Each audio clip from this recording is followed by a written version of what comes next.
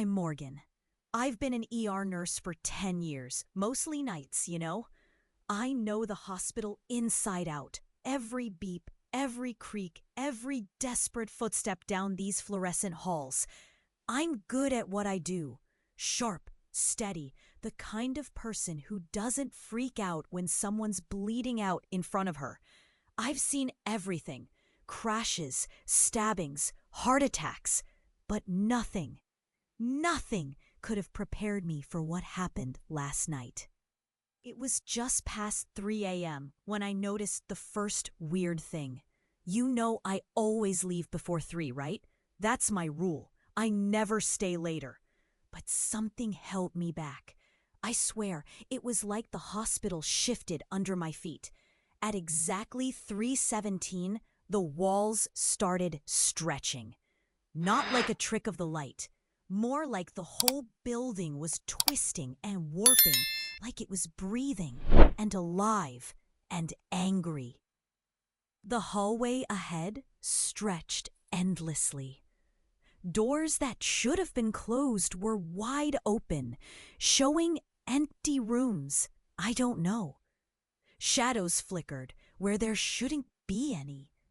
And then patients started coming in, but not the kind I should have seen. One was a man, bruised and broken like he'd been in a car crash. But when I looked at the timestamp on his chart, the accident hadn't happened yet. Not for hours. Another was a little girl, burned and scared. But news reports said she disappeared 10 years ago. 10 years ago. My hands were trembling. My chest tightened so hard it felt like someone was crushing my ribs. I wanted to scream. I wanted to run. But I stayed. I had to see if anyone else noticed. The other nurses looked the same, except there was something wrong with them. Their eyes were glazed, distant, like they weren't really there. Some didn't answer when I tried talking to them. And then I realized the chilling truth. The hospital, this place, lives in two different realities. One during the day, normal and safe, and one after 3 a.m., a warped, twisted version where the dead aren't really dead. Nightmarish version where time is broken and the past and future bleed in. I started seeing ghosts, people from decades ago, injured beyond help, and others who might not even exist yet. Emergencies stacked on emergencies, impossible injuries, impossible stories. But the worst was the staff. Those who stayed past that night shift moment, they didn't come back right. At best, they were hollow shells. At worst, they vanished entirely, as if swallowed by the hospital itself. And then I overheard something. Quiet whispers from the admin. They knew. They used this time shift to cover up scandals, erase cases, silent disappearances that never made the news. Staff who got too curious were removed, pretended to quit, moved away, or just vanished. I felt sick, betrayed. All those years, these people used this place to hide their dirt. And me? I was right in the middle of it. Then, just when I thought I'd lost my mind, this shadowy figure appeared, a nurse I barely recognized. She looked at me with eyes that seemed to pierce everything inside me. She reached out, said, "You want to know the truth, don't you?" Like some kind of challenge or warning. The clock was ticking toward 3:17. My throat was dry, hands shaking, heart pounding like a hammer. I was standing at the edge of two worlds, one I knew and one that wanted to keep me forever. That night shattered everything I believed about reality. Nothing has been the same since. And I'm scared. But I can't stop now. Because whatever this is, it's far from over. Before all this, before shadows stretched and time cracked, I had a rhythm. Life at the hospital was chaos, sure, but controlled chaos. Nights were my comfort zone. I knew the gangs of regulars roaming the halls, the burn unit's grumpy old doc, the admitted drunks who'd show up like clockwork, the rookie interns fumbling through their first codes. But months, even years, of watching, learning, saving, those felt like armor. And there were 3 people who kept me sane when the lights flickered low and the world sounded like it was covered in static. First, there's Jake, my partner in crime for almost 8 years. He's the kind who cracks a joke when the tension's black as pitch. Short brown hair, always a little scruffy, and sneaky quick with a smile that felt like sunshine on a rainy night. We worked the late shift together more times than I can count, balancing each other out. He's steady like gravity, the guy who keeps you grounded when everything's spinning. We had a routine: caffeine, crummy diner food, some bad music blasting in the break room. And Ellis, the ER head, old school, salt and pepper hair, sharp as a scalpel and with a laugh that fills the room like a warm blanket. She was like an anchor for the whole ER team. I remember the first time she quietly pulled me aside, told me, "No one can do this job without breaking a little, Morgan. Your strength isn't in never breaking. It's in how you put the pieces back together." Her trust taught me to hold my own, gave me grit. She noticed the small things, read between the lines of charts and faces, and could calm the most panicked family with just a look. We've had tough talks about fear, about pain, and somehow she made you feel it was okay not to be okay. And then, the hardest one to explain, my little sister Lucy. She's not hospital staff, just my anchor outside the chaos. Bright, bold, 15 years younger, and the one who reminded me who I was beyond all the blood and machines. We'd chat for hours on the phone when the night shift crushed me, her giggles breaking the Jake, for one, wasn't himself for days. Normally he'd joke even when things went south, but he was distant, quieter. Once, he almost missed responding to a code the first time in all our years. When I asked, he just blinked and shrugged like he forgot something important, then brushed it off with a lame, too much caffeine, I guess. And Dr. Ellis was sharp, but a bit too sharp. There were moments when her eyes glazed over, like she was staring deeper than the messy ER charts in front of her, like she was fighting an invisible weight. One night, she whispered to me, "There are things better left unseen," then cleared her throat and switched topics when I pressed for answers. Even Lucy called me after midnight that week, something she never did, whispering about strange noises near the hospital. I swear, I heard crying, a weird hum. "Mom says it's nothing, but I'm scared, Morgan." I thought it was just her imagination. I was so busy, so tired. I missed the signs, missed the way the hospital wasn't just a building anymore. It was a living thing, breathing secrets in the dark. And now that shadow nurse's words echo in my head. You want to know the truth, don't you? God, I do. But I'm afraid of what that truth might cost. I didn't want to believe it. I kept telling myself I was imagining things, that exhaustion was twisting my head. But I couldn't shake the feeling that something was horribly wrong with Jake. So, after a long, shaky night, I stayed late one day when the hospital was almost empty, and I started digging. I knew his locker combo, so I slipped inside. It was jammed with wrappers and half-empty energy drinks, but behind a loose panel at the back, I found a small envelope. My name on it, in his handwriting. Cold fingers squeezed my heart as I tore it open. Inside, photos. Photos of Jake, but not the guy I knew. One picture was grainy, black and white. A man I'd never seen before, standing next to a hospital staff ID badge that showed a different name altogether.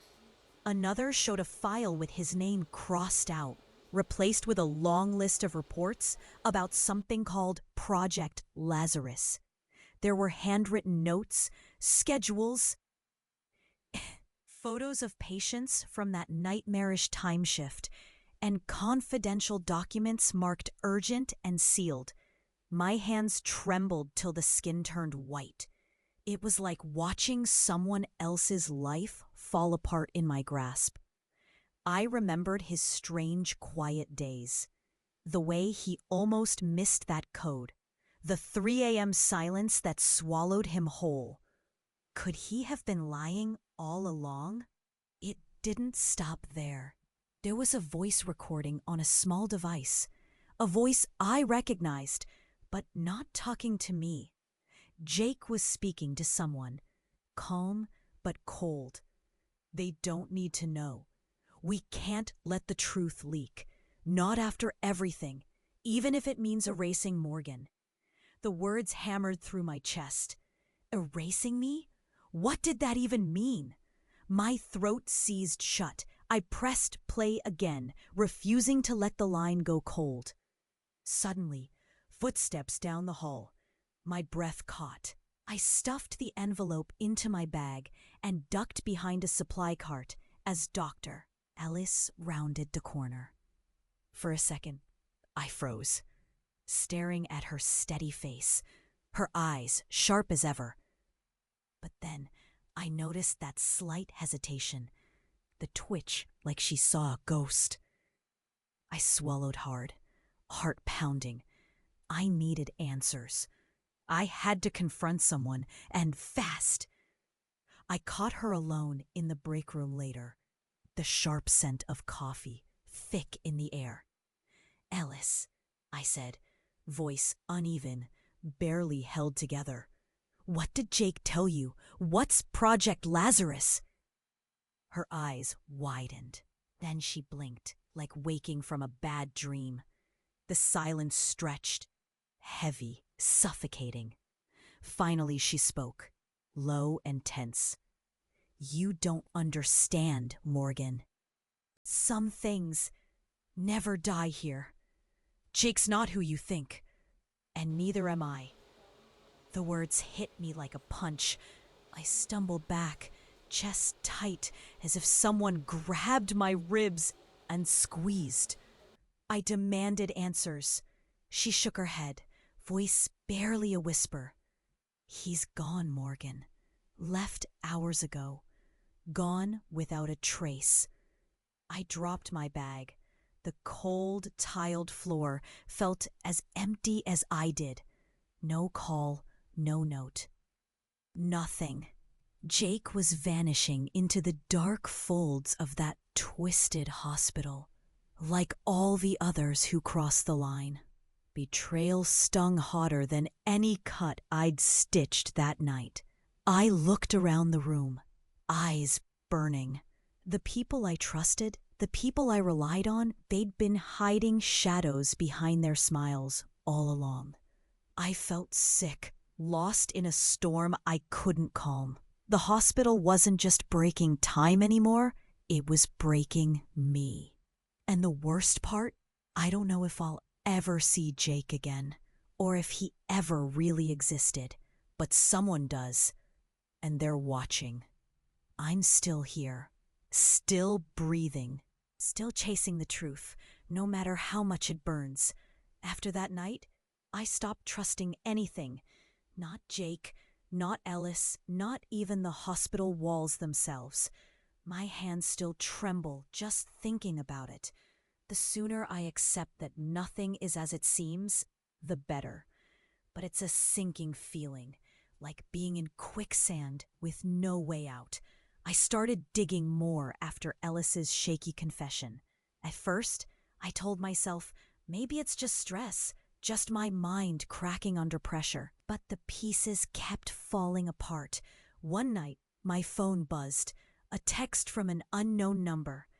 Don't look for answers you don't want. The hospital isn't your home anymore. Just like that, cold, sharp.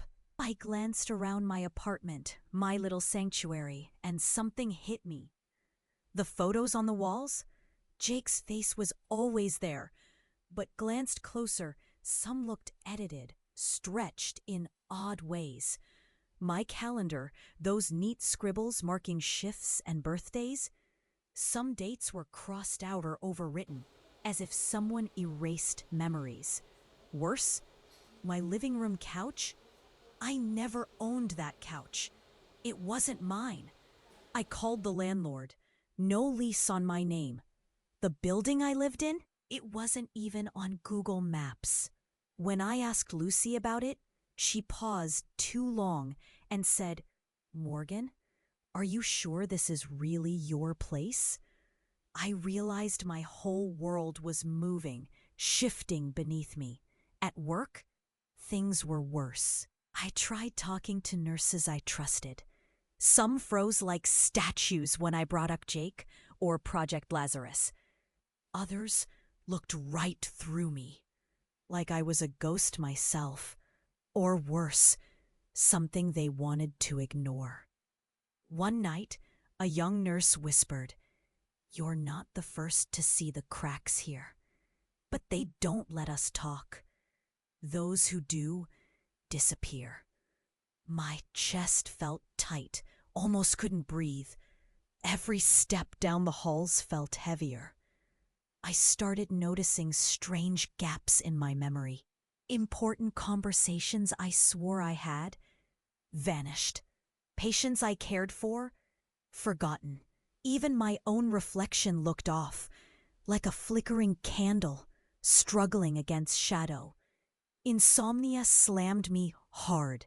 I'd lie awake, heart slamming like a prisoner pounding a cell door, breath shallow, cold sweat soaking shirt sleeves. The silence screamed. The hospital's dark pulse inside my skull. Sometimes I could hear whispering, others faint footsteps pacing just outside my door. I'd jump at every creak or distant siren. Panic attacks hit unannounced. One afternoon at home, I doubled over, fingers clawing at the floor, chest burning like fire, lungs screaming for air. Lucy was on the phone, voice trembling, but I could only grunt, caught in that suffocating wave of terror. The world tilted and cracked, about to break me. Then there was Ellis. Twice she showed up at my door unannounced, face pale, eyes sunken like she'd been running from her own shadows. Both times, she warned me, softly, urgently. "Morgan, stop looking. The hospital chooses who stays, and who doesn't." Then would vanish like mist. My phone's caller ID distorted. Calls dropped mid-sentence. Emails to the hospital went unanswered, or came back blank, as if my messages never existed. Even Lucy started pulling away. I caught her staring at me, suspicion and fear twisting her smile into something I couldn't read. "This isn't just about the hospital anymore," she said once, voice breaking. "You're in danger. I don't want to lose you, but I don't know how to save you." The walls of my reality, once solid and familiar, had turned into mirrors, reflecting a maze. Nothing made sense. I want to believe Jake was real, that our years together weren't lies stitched together by some cruel game. But deep down, I know the truth is darker. That Project Lazarus wasn't just a file, it was a wound, something alive, something that's burrowed into every part of me. My job, my home, my mind. And now the feeling is constant, like eyes are on me every second. Shadows watching, waiting. The hospital isn't the only place I'm trapped anymore. They're coming for me. I just don't know when. Last night, it went beyond anything I could fake or explain away. I was on a solo shift. The hospital nearly empty around 2:30 a.m. The hum of the fluorescent lights flickered low, like the building itself was tired. I was making rounds, a stupid habit I couldn't shake, when everything warped. The hall stretched out like a nightmare tugging at me. But this time, it wasn't just stretched. The air, it cracked like glass under heavy pressure. I stumbled. Walls bled color. Deep reds dripped and pooled like ink on the linoleum floor. The ceiling twisted, and I swear the lights jerked on and off in sync with my heart. Then out of the corner, I saw Jake. No, not Jake. Or maybe something wearing his skin. He was standing too close, too still. Eyes emptied, staring right through me. But then his mouth moved, words forming in a voice that wasn't his, cold and cruel. "You're too blind, Morgan, too soft." My chest slammed shut, breath caught, like someone had grabbed my windpipe. My legs wobbled, hands shaking so badly I almost dropped the clipboard. I tried to run, but the floor was gone. Like I was standing on thin air, deep blue void rippling beneath my feet. No sound but a low hum, almost a whisper. Then behind me, the walls flickered. Faces appeared, pressed against glass no one else could see. Old nurses, patients who died years ago, their eyes wide with terror. A man shouted, "Run, it's coming!" But his lips were silent. I turned back to Jake, or whatever control had him, and something impossible happened. The hallway folded like a page in a book, and suddenly we were somewhere else, a room too bright to be real, but coated in shadows that moved against logic. The air burned my skin, cold and sharp all at once. Jake's eyes gleamed red. He stepped forward, but his voice dropped low, almost a growl. "You think this is a game? Time bends here. Life, death, whatever you believe, it's all twisted around us." I blinked, but when I opened my eyes, everything flipped. I was on the hospital roof, beneath a sky smeared with dark clouds, moving in fast motion. The city below looked distorted, buildings breathing and warping like the hospital halls. The wind was a scream, and I heard it call my name. Then voices, hundreds, whispering secrets I should never know. The weight crushed my ribs, my heart pounding a frantic tattoo I felt in my throat. Footsteps behind me. I spun. Ellis. But not the Ellis I know. Hollow, translucent, her mouth moving without sound. She reached out, touching my face, but her hand passed through like smoke. "Stop looking," she mouthed. "He is not what he was or what he is now." Suddenly, I wasn't alone. Nurses came running down from the stairwell, faces pale, eyes wide with fear. They looked at me like I was the reason for everything unraveling. One of them gasped, voice shaking. "It's the virus. The shift. It's breaking us. I grabbed her arm, desperate. What virus? Tell me. Her eyes glazed over, then she whispered, It's not a virus, it's him. She pointed toward Jake, who now stood on the edge of the roof, unmoving, outline flickering between human and something else. Time snapped again, severed. I was back in the ER. Everything normal, or as normal as it could be. Or so I thought. Jake was sitting behind the nurse's station, but his face rippled like a broken screen. Behind him, the walls cracked open, and inside the cracks, I saw a glimpse. A dark room filled with machines, wires hooked to bodies lying still, and one bed, empty but glowing with a sick, pale light. Jake looked at me then, real this time. Or maybe not. He smiled, a smile that carried decades of truth and lies intertwined. You're looking at someone who's both dead and alive, Morgan. A shadow trapped between moments. My throat screamed. My knees buckled. I reached out but hit nothing but cold air. The others watched, frozen, fear carved into their faces. I realized then, nothing here obeyed the rules I knew. Time, life, death, they were fluids folding back on themselves. Jake wasn't just a traitor or a ghost. He was a fracture in reality, and I was caught in the middle, drowning. Everything I thought possible, it wasn't. This hospital, this place holds more than memories or secrets. It holds ourselves, fractured and lost between worlds I never dared imagine. And Jake, he's not human anymore. He never was. I found the door. It was always there, hidden behind the flickering nurse's station, a panel just thin enough to slide open. My fingers trembled as I pried it apart. The cold metal biting into my palms like it hated me.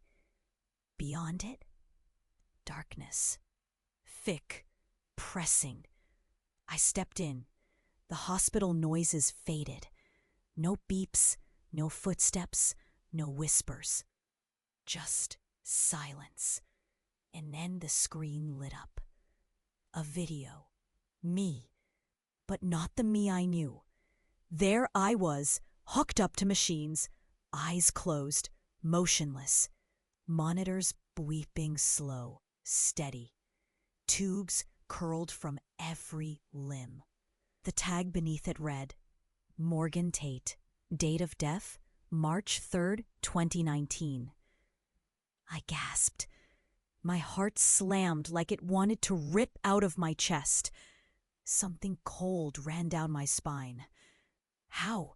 No, it couldn't be. I hit play. A voice started over. Calm, clinical, but with an edge that made my skin crawl. Subject, Morgan Tate. Brain activity detected. Consciousness unstable. Experimental protocol. Memory reconstruction phase 2 initiated.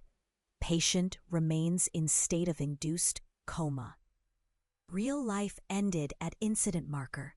Current experience is a simulation designed for cognitive rehabilitation. I blinked, mouth dry, tongue heavy. Simulation? Coma? Dead? Slowly, it came crashing down. Years ago, a crash. My crash. No hero saving lives after that. No laughter with Jake. No secrets with Lucy. No steady hands in ER chaos. Just endless tubes, blinking machines, and a mind trapped inside a broken shell, spinning tales to stay alive in a world that left me behind. It hit like a punch to the gut. I was a ghost pretending to be alive. The hospital, the people, the time shifts, it was all part of the program. An attempt to revive me or keep me pliable. Jake? Ellis? Figures from memory banks, facades to fool a dying mind. My hands shook violently. I clawed at my head, but no memories came free. Only fragments, like broken mirrors reflecting someone else's face. The screen flickered, and a figure stepped into the light. Not Jake, not Ellis. A tall woman in a lab coat, eyes cold but tinged with regret. She looked at me, voice soft but sharp. Morgan, you're not who you think. You never were. We needed you alive to heal or to fix, but your mind fractured. You built your own story to survive. Why? I croaked, voice cracking like dry leaves. She sighed, stepping closer, blue-white light from monitors washing over her face. Because there's guilt. Pain so deep no one could bear. You've buried yourself beneath this fiction. We created Jake to protect you, Ellis to guide you, Lucy, your anchor to hope. It was all to keep you tethered. I shook my head, heart pounding, a storm inside my chest. No, I'm real. I'm here. Her eyes narrowed. Morgan, this place isn't a hospital. It's a lab. Not the one outside, but here, in your mind. You're trapped inside your own broken consciousness. Every shift, every shadow, every whisper. Symptoms of your fractured reality. The air sucked from my lungs. My knees buckled. I collapsed onto the cold floor of the secret room. The cold bit through my thin clothes. My vision blurred. Why lie to me? Was it love? I whispered. Or torture? Her face softened for a split second, then hardened. Protection, control, survival. If you remember too much, your mind could shatter completely. You could be lost forever. We keep the story stable to keep you breathing, but it's failing. My body convulsed with raw pain, not from wounds, but from losing everything I thought was mine. I wanted to scream, to run, to vanish. But the doctor's final words echoed. You must choose, Morgan.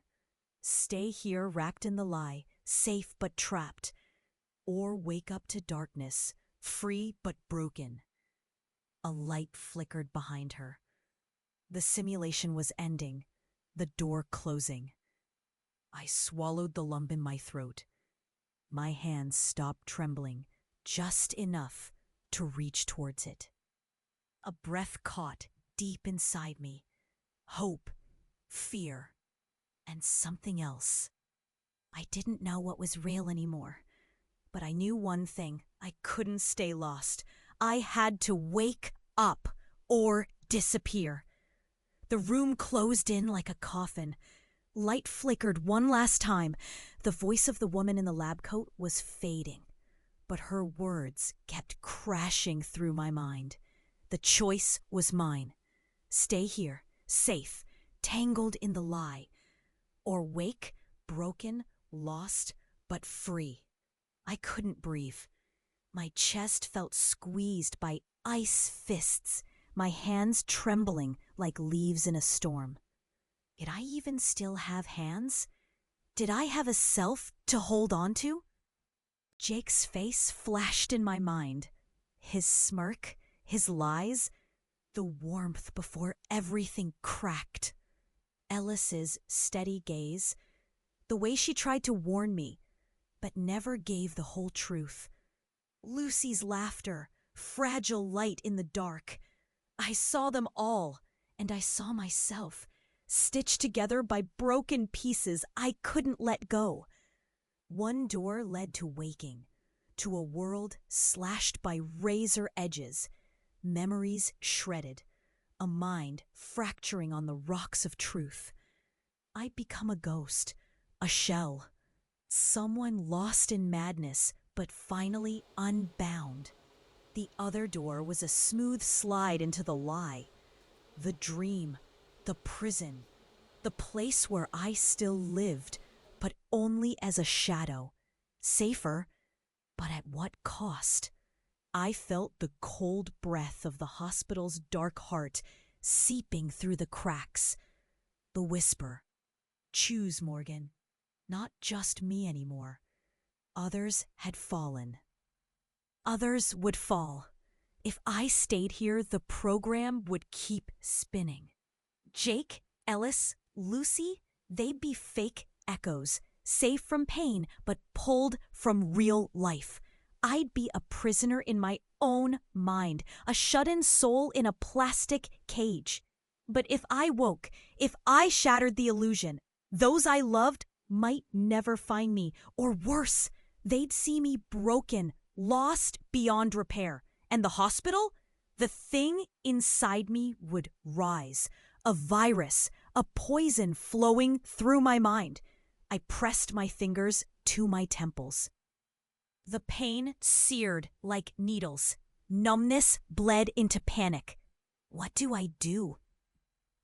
I whispered, voice ragged.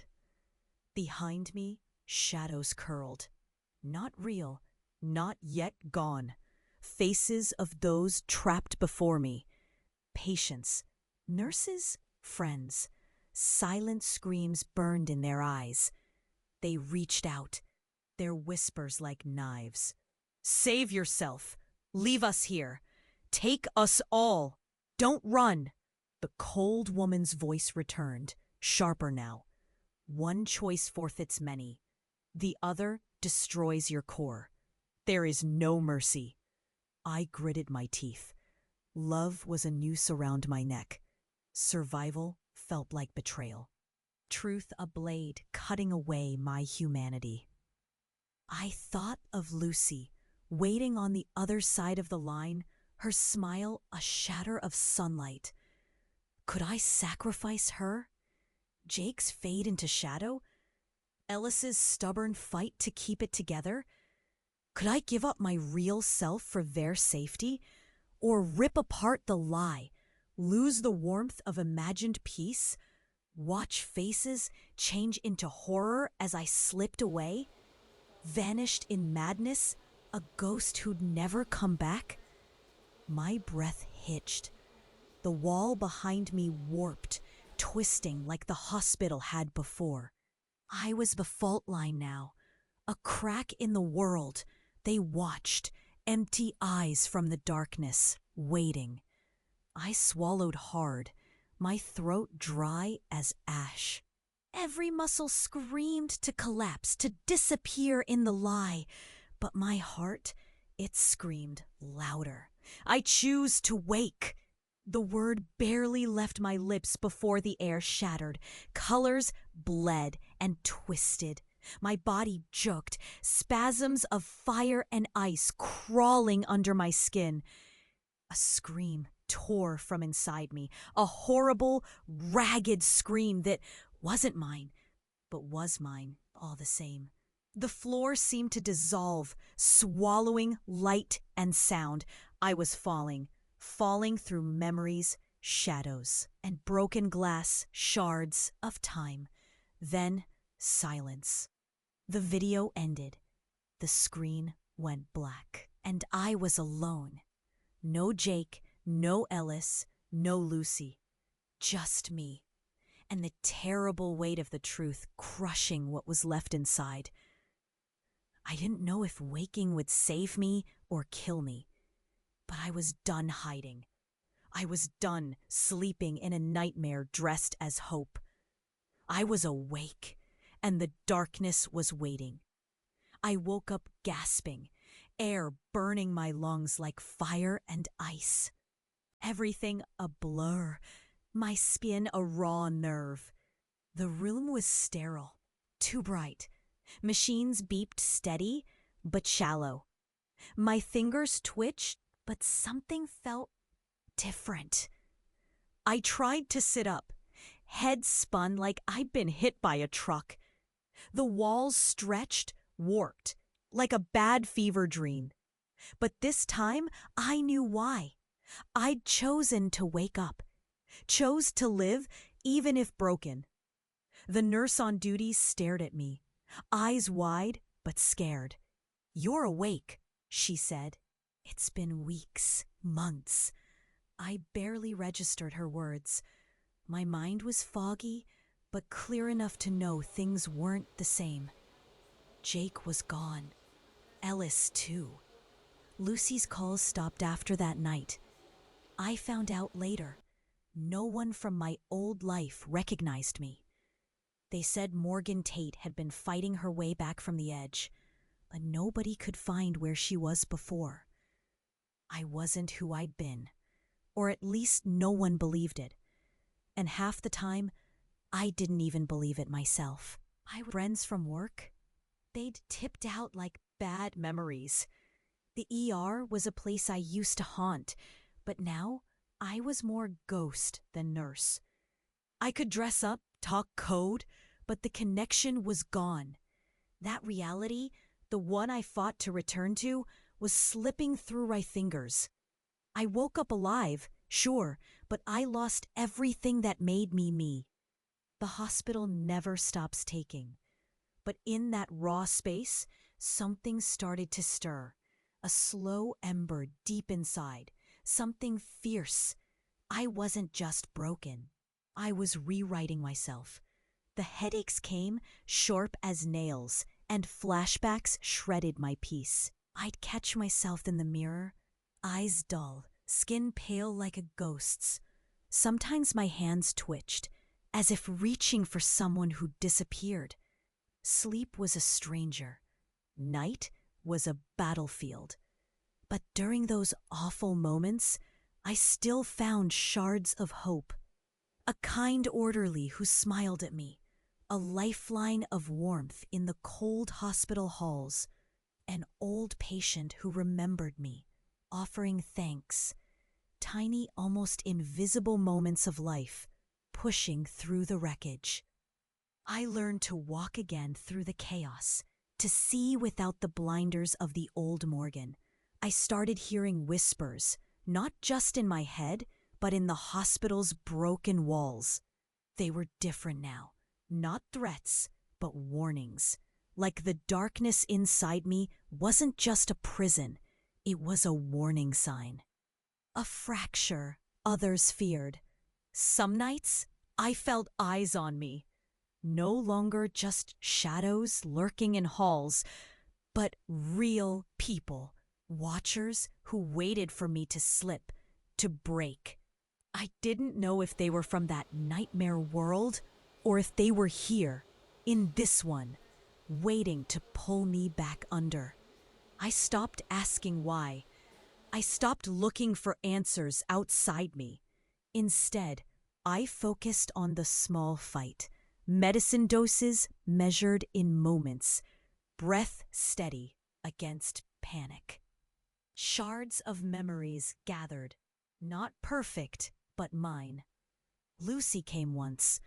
Her face was worn, eyes full of things unsaid. She reached out, hand trembling.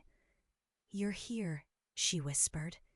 That one moment cracked through the ice. We both wept in silence. The past gone, the future uncertain. I'm different now. The hospital isn't just a place to fix others. It's the battleground where I fight for myself. I carry scars no one sees, inside and out. I'm slower, yes, more cautious, but awake. Raw truth sharpening every breath.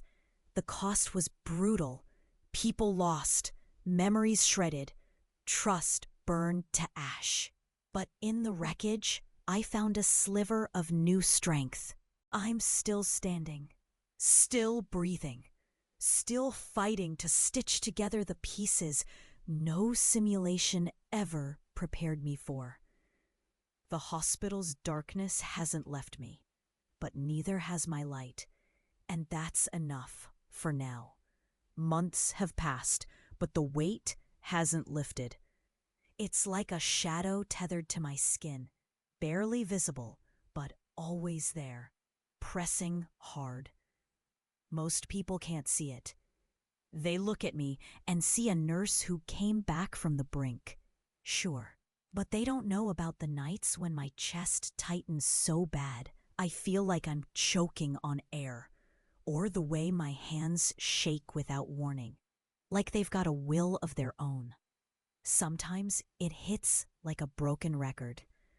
I'll be walking through town, and suddenly a flicker catches my eye.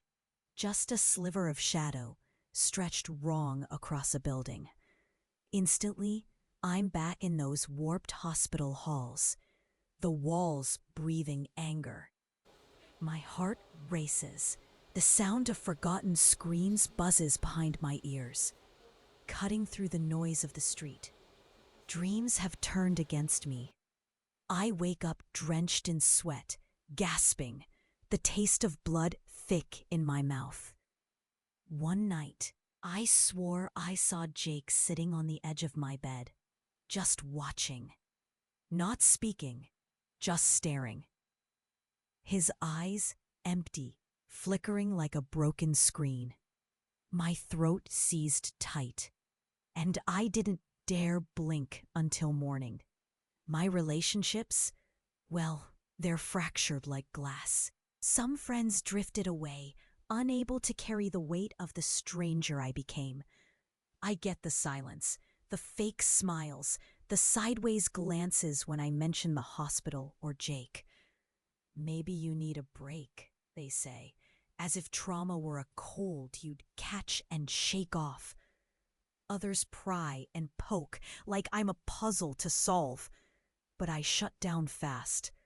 Lucy's still around, but there's distance now. Her voice sounds quieter on the phone, the warmth gone cold. I think she's scared of the cracks in me. What if I vanish one day, like Jake? Or worse, what if this, whatever this is, swallows me whole? But then there are the others, the ones who see the fractures, recognize the flickers on the edges. I met a woman at a support group, Claire. She talked about her own nights, the ghosts folding into reality, the in-between moments most people miss. With her, the silence isn't so sharp. There's understanding in her eyes, the kind that doesn't judge but knows. We share stories in low voices, careful not to let the normal world hear. It's like finding the secret lifeline beneath the rubble. New connections born from broken places. Still, the scars run deep. I'm more cautious now. Trust isn't given, it's earned in quiet. Small doses. Joy is different, sharp, fleeting, like trying to catch sunlight in glass shards.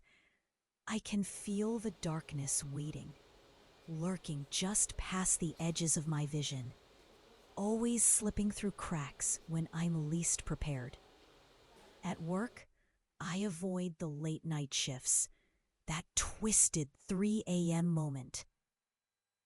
I don't want to face it again, but sometimes in the break room or an empty corridor, I swear the air shifts, folds, like it's alive. I freeze, breath hitching, heart pounding like a drum. Shadows flicker just past the line of sight, vanishing when I look directly. It's exhausting. It wears on me every day. I still carry Jake's smile in my mind, the lie of it, the warmth before everything broke. Sometimes I ask myself if he ever really existed, if Ellis was ever really there. If Lucy's calls were just another phantom keeping me tethered. But no matter the doubt, I fight. I'm still here, breathing, fighting through the fog. The story? It's not over. The hospital's darkness ripples in places I can't reach. Sometimes, when the world feels quiet, I catch whispers, not words, but warnings, the kind that make your skin crawl. Maybe it's the last stitch holding me intact. Maybe it's the beginning of something worse. Either way, I'm ready to face it, because whatever shadows lie ahead, I've come too far to disappear now. I thought it was over, really did, like waking up from the mess, stepping out of the hellscape that twisted me for so long. I told myself the nightmare was gone, locked behind that door I closed, once and for all. But last night broke everything again. I was home, quiet, no hospital buzz, no flickering light stabbing through my skin. I was almost asleep when the phone buzzed. Not a call, a message, just one line. You can't leave what you're part of. My blood iced over. My hands went clammy. No name, no number. I felt stupid, but I had to check. I grabbed my laptop, wanting to find who sent it. Nothing. No trace. The screen flickered weird, a glitch maybe. And then I found a file hidden deep in my downloads. It wasn't there before. A video. A shaky, grainy loop showing the hospital, except it wasn't the hospital anyone knew. The walls were cracking, shadows slinking through like smoke. The clock on the wall spun wildly, hands smashing into each other. And then a face. Not mine, but me. Eyes hollow, mouth whispering words I couldn't hear, just felt. The screen went black. A single phrase burned into my mind like a brand. The shift is endless. Endless. Danger doesn't clock out. It doesn't fade at sunrise or vanish with a heartbeat. It swells, waits, watches. I realized the horrifying truth. I never left. Not really. That hospital, its darkness, its fractures, are stitched inside me. Like a parasite I can't see, but always feel crawling beneath my skin. Every choice I made, every tear, every broken memory, they were threads, Lucy? Not just figments or comfort. Parts of a system designed to trap me in more than just a mind. Because here's something no one warns you. Some places don't just haunt your nights, they reshape your soul. They remake you into something else. I'm not just a survivor, I'm a signal, a warning. And that warning is for you. Look around, feel the silence behind the noise. Notice how a glance lingers a second too long. How a shadow doesn't match the light. How sometimes when the world seems normal, there's a crack, a fold, a slice where worlds bleed. It's there. You just don't know it yet. I'm telling you this because if it happened to me, if the walls where I worked, where I bled and fought to save lives could swallow me whole, then it can happen anywhere. Your hometown. Your hospital, your workplace. The places you think are safe might be breathing, living, waiting. And when they shift, when time falls apart, there's no waking up. So here's what I've learned, painfully, with trembling hands and a heart that still races. You have to guard your mind, your memories, your very sense of what's real.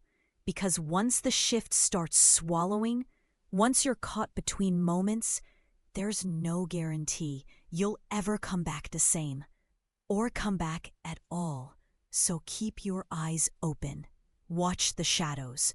Trust your gut, even when it screams. Because the world isn't always what you think it is, and the next person to vanish just might be you.